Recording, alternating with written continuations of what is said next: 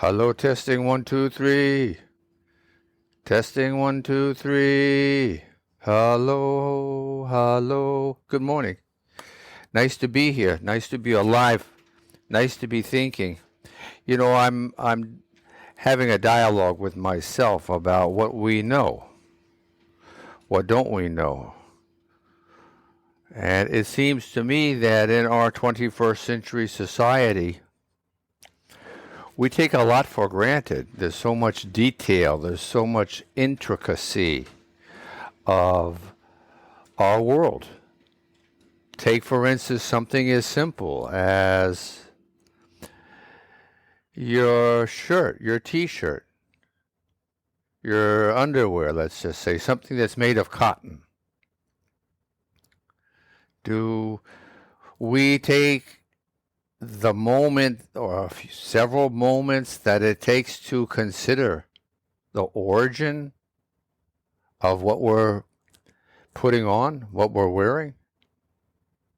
Intricacy, perception, meditation, mindfulness. Well, of course, we all know where the cotton comes from. Comes from a cotton plant out in a field.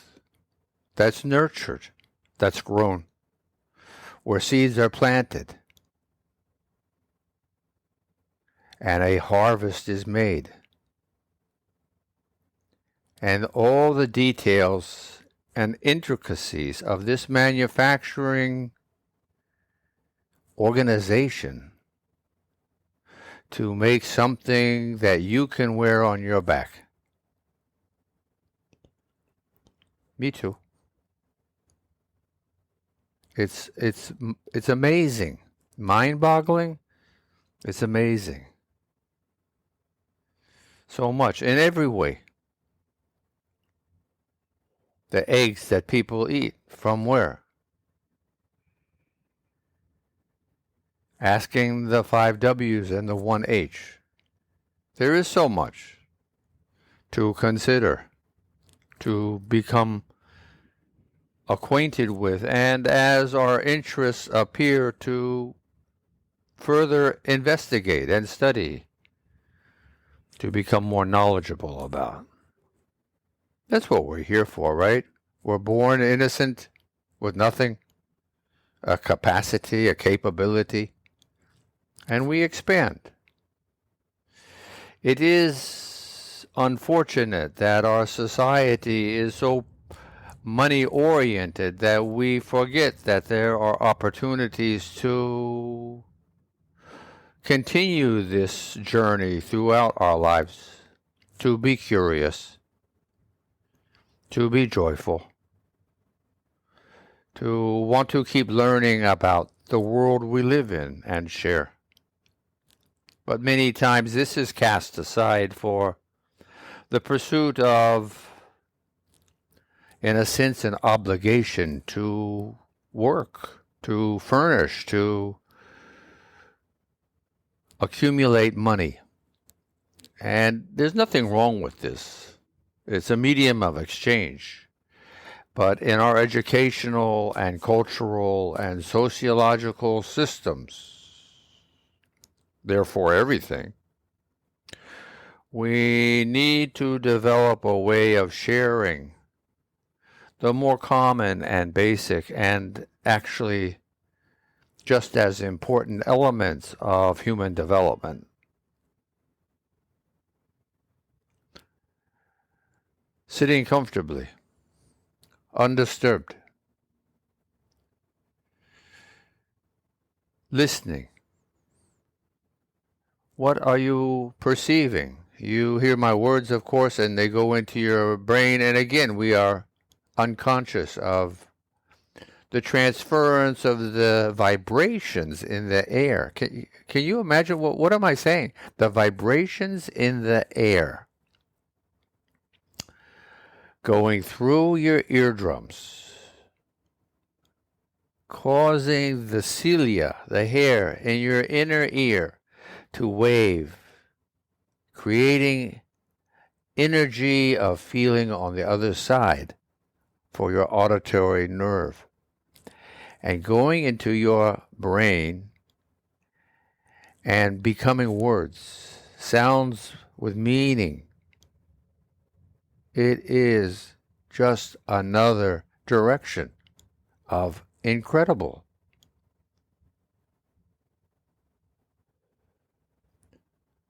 So as you are comfortably postured, delve down through the layers of your being, your sense of touch, the sense of compression of your muscular body, or of your corpus, of your fat. Delve down through the blood vessels and nerves,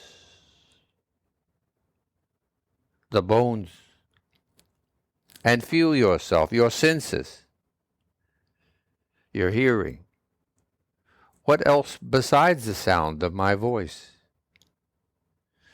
Do you feel and hear an ambient sound beneath my words? Do you hear the sound of the forest that's undisturbed, the world, this planet? Do you feel something, an ambiance of just potential,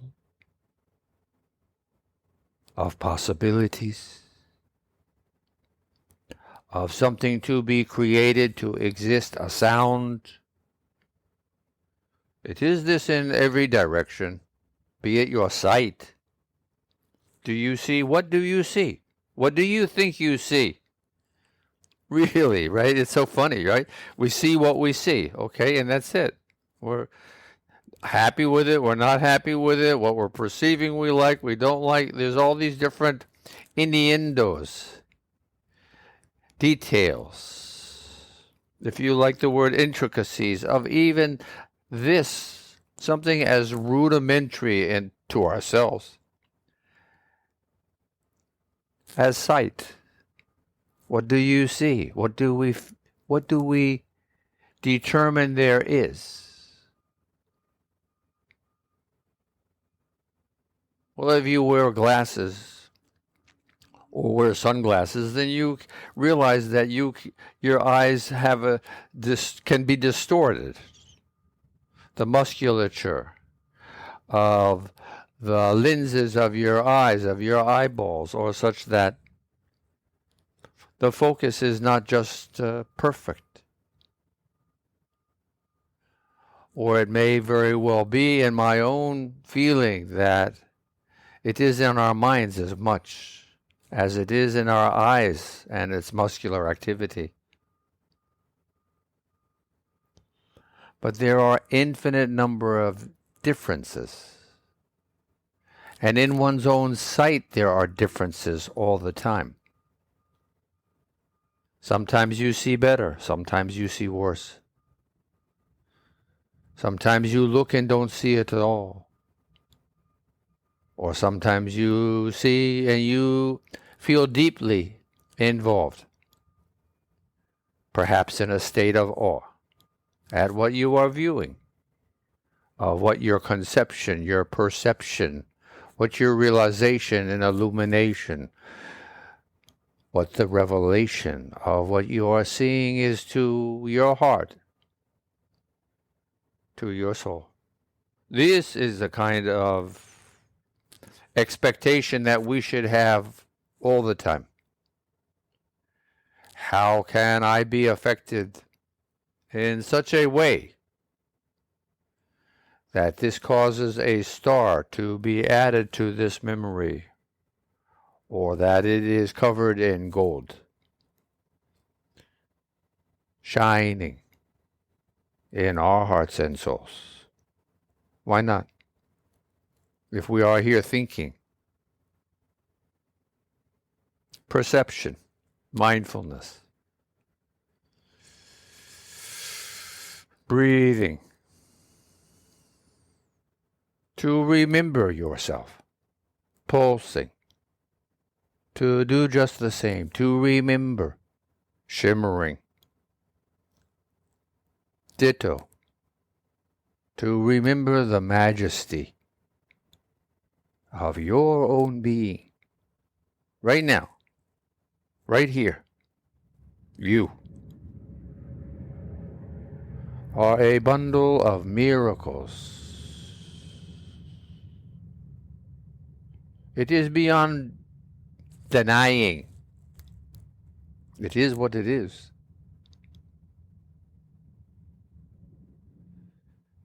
And we live in a universe beyond our conception. Layers upon layers. So many layers we don't even know. 1,000,000 layers? 1,000,000,000 layers? How many layers are there? If each and every one of us, a unique soul, has a different perspective of the world around us, inside of us, it's so infinity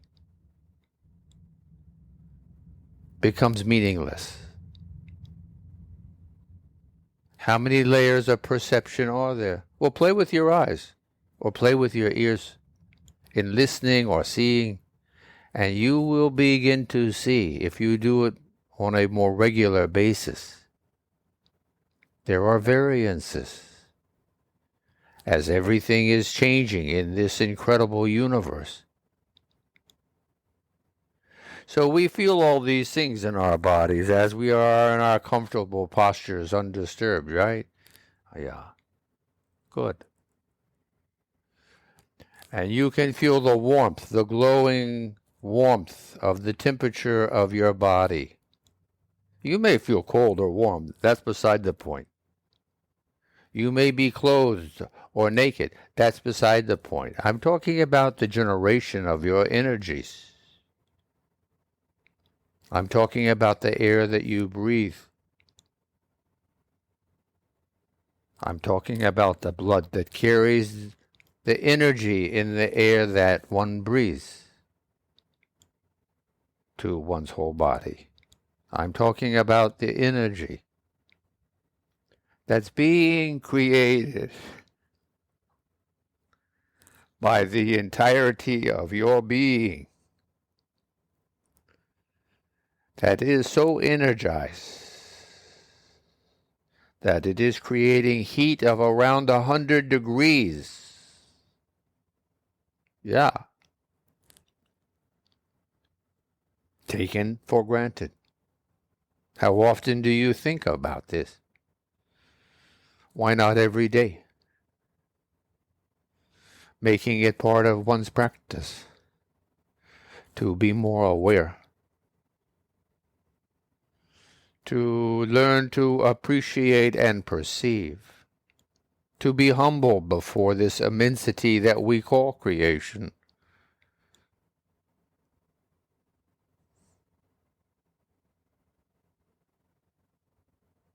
And to be thankful that we have an opportunity to even be here, that we have an opportunity to learn and to nourish ourselves and those around us, making it part of our journey to help our families and those that surround us. These are valuable goals, right? Finding a comfortable posture, undisturbed, following one's breath, one's pulse, one's shimmering, ecstatic physicality. It is whom you are. Like it or not, you might as well embrace your being. It is always waiting for you. It is not lost. It is you and I that are lost, caught up in our ruminating thoughts of past and future, of our imaginations and visualizations. It is where our educational system can begin to foster improvement in our society. There's a lot to be done. Recommendations need to be made and implemented for broadening the value of our educational systems. We need to take a good look at what's been accomplished in our technological successes and query ourselves, understand, and move ahead in such a way that we implement positive changes in our educational and socio environments.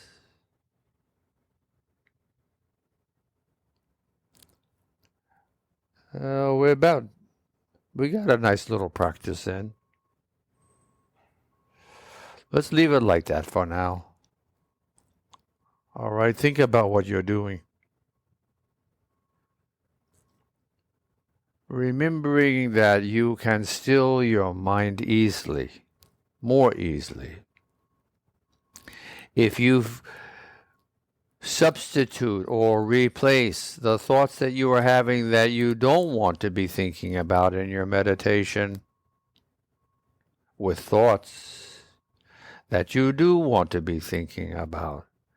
And what I am doing is suggesting to you that you utilize your human physiology, the miracle of your own being, suggesting that you follow your breath. Over time, make your breath your best friend. Know it that well.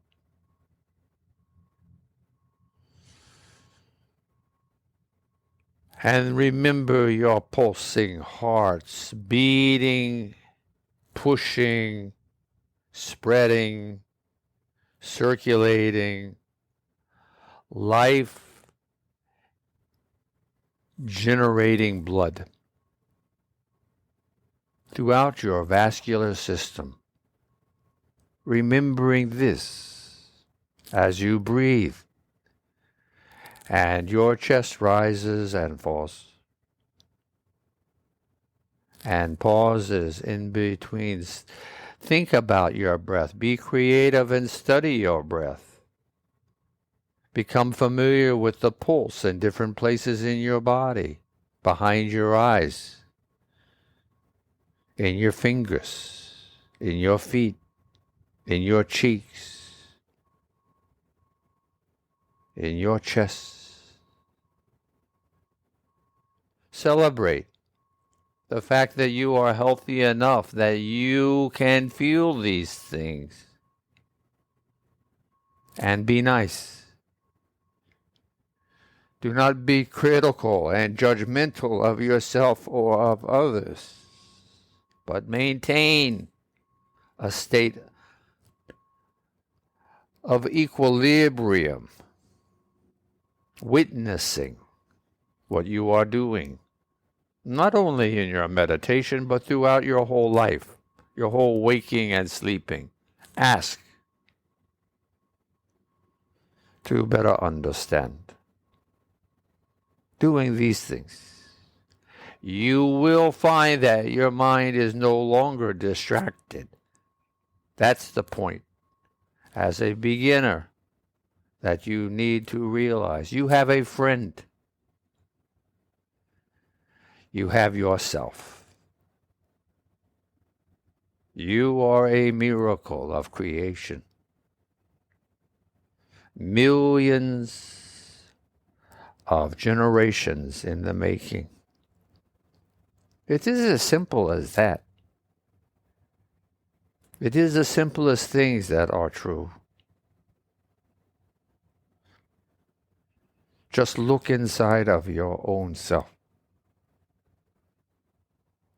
All right. You have a nice day.